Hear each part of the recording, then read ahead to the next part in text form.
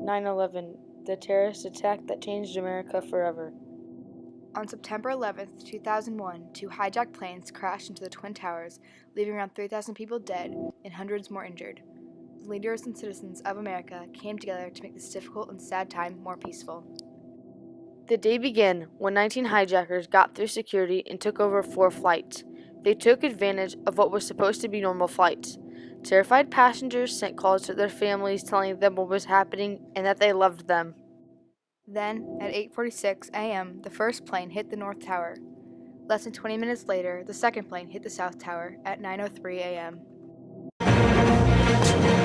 It's 8:52 here in New York. I'm Bryant Gumbel. We understand that there has been a plane crash on the southern tip of Manhattan. You're looking at the World Trade Center. We understand that a plane has crashed into the World Trade Center. We don't know anything more than that. We don't know if it was a commercial aircraft. We don't know if it was a private aircraft. We have no idea how many were on board or what the extent of the injuries are right now. After this happened, the third plane hit the Pentagon at 9:37 a.m. Everyone was devastated and started calling their families to make sure everyone was safe. President George W. Bush was in a school when he delivered a speech that gave the idea that America's citizens need to come together and solve this tragedy. People throughout America came and helped to clean up rubble and possibly save lives of people who were trapped and injured. Ladies and gentlemen, this is a difficult moment for America. Today we've had a national tragedy. 2 airplanes have crashed into the World Trade Center in an apparent terrorist attack on our country.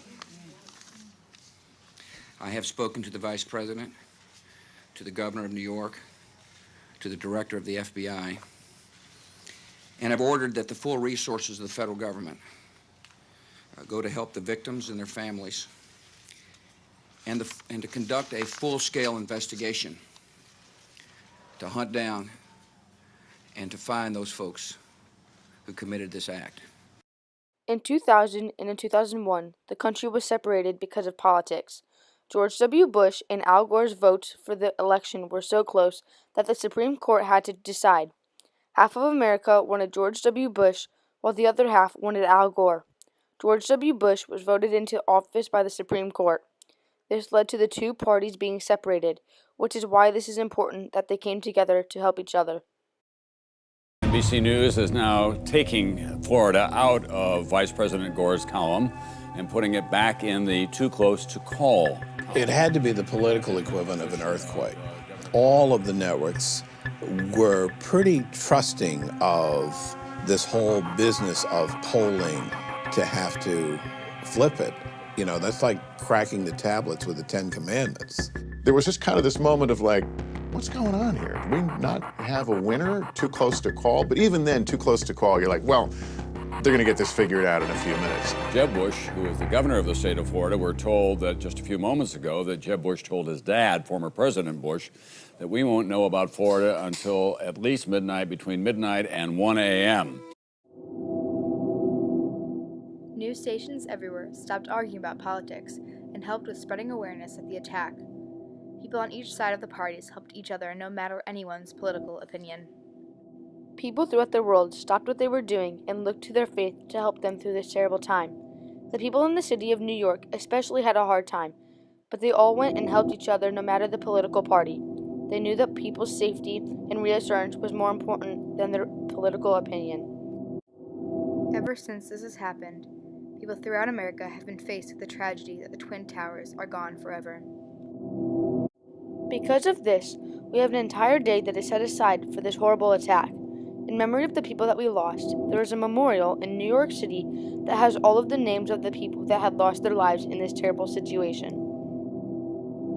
The civilians, police officers, emergency medical technicians, firefighters, and emergency management professionals showed great courage and determination and helped resolve the horrible conditions on 9/11.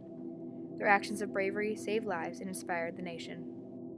Since 9/11, our nation remains strong, but politics still tend to get in our way. Sherida Carter, a military veteran who was at the scene of the attack, says, "I do not feel the attack strengthened or weakened our government. The government has changed over the last 18 years as a result of many factors, of which the attacks were a small portion. Since our government is made up of people, I feel the attack strengthened us immediately after the attacks. Other factors have since caused us to become divided, which I feel has weakened us. When we divide our citizens through labeling them into smaller groups or categories, we weaken the group as a whole. Remember, united we stand, divided we fall. The reason our government has lasted longer than most is due to our ability to come together in times of need.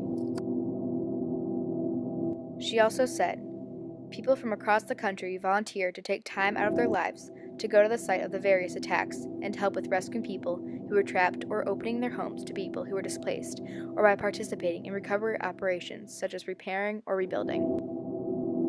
This is an impact on our barrier because during the election between George W. Bush and Al Gore, all of the political parties were getting more and more separated the farther the election went on. Once the Supreme Court chose a president, things were still not how they used to be. For example, there were many riots and things because of this. Once 9/11 happened, everyone came together no matter what party they were in, what race they were, or what gender. Everyone and everything had changed because of this terrible tragedy. George W. Bush once said, "Terrorist attacks can shake the foundations of our biggest buildings, but they cannot touch the foundation of America."